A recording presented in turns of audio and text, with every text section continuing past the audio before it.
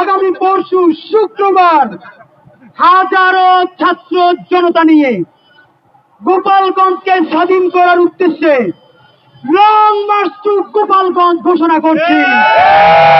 ভাইবে দেখেন কি করবেন। সময় আগামীকাল 24 ঘন্টা। গোপালগঞ্জ থাকলে ইন্টারিম থাকবে না। 24 ঘন্টার মধ্যে মাটির নিচ থেকেও ওদেরকে ধৈর্যই না যদি বিচার করার উদ্যোগ গ্রহণ করা না হয়, আর্মির চিফ, পুলিশের আইজিপি এবং ইন্টারিম বাহাদুর যত্ন নিয়ে শোনেন। যেই দিনে আমার 6টা ভাই শহীদ হয়েছে, সেই শহীদ হওয়ার দিনে যখন রাজপথে নামতে হলো, তাদের জন্য দুরূদ পড়ে মাগফিরাত কামনা করতে না পেরে এই বৃষ্টির মধ্যে রাজপথে দাঁড়াইতে হইল। যাই না রাখেন, ইনসাফের বাংলাদেশ কায়েম হওয়ার আগ পর্যন্ত এই রাজপথ আমরা ছেড়ে যাব না। গোপালগঞ্জ থাকলে ইন্টারিম থাকবে না। গোপালগঞ্জ থাকলে ওয়াকার সাহেব থাকবে না। গোপালগঞ্জ থাকলে পুলিশের আইজিপি থাকতে পারবে না। হিসাব সোজা। যারা মত বলেন, ভাইবে দেখেন কি করবেন। সময় আগামীকাল 24 ঘন্টা। এই 24 ঘন্টার মধ্যে গণহত্যাকারী, ফ্যাসিস্ট, জঙ্গি, প্রত্যেকটা আওয়ামী লীগের বদমাইশ খুনিগুলা যারা গোপালগঞ্জে পালাই আছে, দেশ বিরোধী রাষ্ট্রদ্রোহী ষড়যন্ত্র করতেছে, আমার পুলিশ ভাইকে আক্রান্ত করতেছে, গাড়ি পোড়াই দিতেছে, ইউনোর গাড়ি আক্রান্ত করতেছে, আমার জুলাই যোদ্ধা ভাইদেরকে জান শেষ করে দেওয়ার জন্য আক্রমণ করতেছে।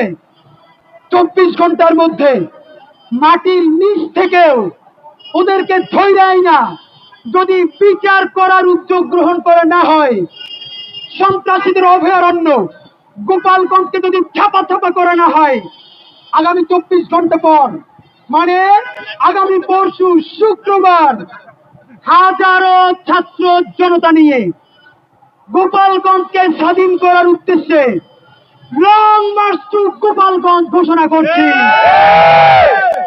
আপনাদেরকে 24 ঘন্টা সময়। এই 24 ঘন্টার মধ্যে যদি দৃশ্যমান উন্নতি দেখাইতে না পারেন, আমাদের উপরে যদি ব্রাশ ফায়ারও চলে, আমরা গোপালগঞ্জ পর্যন্ত যাব ইনশাআল্লাহ।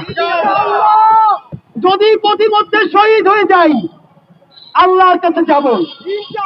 আর যদি শহীদ না হই, তাহলে গোপালগঞ্জে গিয়া ফ্যাসিবাদের আতুর ঘরকে জাহান্নাম বানাই দিব। সুতরাং ইন্টারিম সিদ্ধান্ত নেন, অ্যাকশনে যাবেন নাকি সম্মিলিত মারা খাবেন। গোপালগঞ্জে পাচাইয়া রাইখা আসিফ মাহমুদ আর মাহফুজ চেয়ারে বসো ভাই, ফেসবুকে পোস্ট দাও, আমার ভাইদের উপরে আক্রমণ হয়। তুমিও তো সরকার, কেন সরকার থেকে পদত্যাগ করতেছো না বলো? যদি বিচার করতে পারো পারবা, নইলে আগামীকালের মধ্যে যদি বিচারও না শুরু হয়, আর মাহফুজের আসিফ তোমরাও যদি ক্ষমতা আঁকড়াইয়ে ধরো, সবার আগে তোমাদের বিরুদ্ধে গণ আন্দোলনের ডাক দেওয়া হবে। তোমরা পদত্যাগ করো, এরপরে চেয়ারে প্রত্যেকটা সুযোগ আমরা টানাই আই না, জনতার আদালতে আমরা বিচার করবো ইনশাআল্লাহ। সর্বশেষ বলি, আবু সাইদের বাংলায়, ওয়াসিমের বাংলায়, রিয়াগুপের বাংলায়, প্রায় 2000 শহীদের বাংলায় গোপালগঞ্জের মতো কোন জাউরা জমিন থাকতে পারবে না ইনশাআল্লাহ।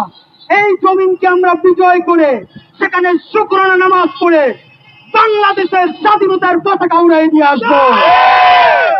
আগামীকালকের মধ্যে সরকার দৃশ্যমান অ্যাকশন না নিলে আপনাদের সাথে দেখা হবে আগামী পরশু 18 জুলাই শুক্রবার লং মার্চ টু গোপালগঞ্জে। বাংলাদেশ জিন্দাবাদ, ইনকিলাব জিন্দাবাদ।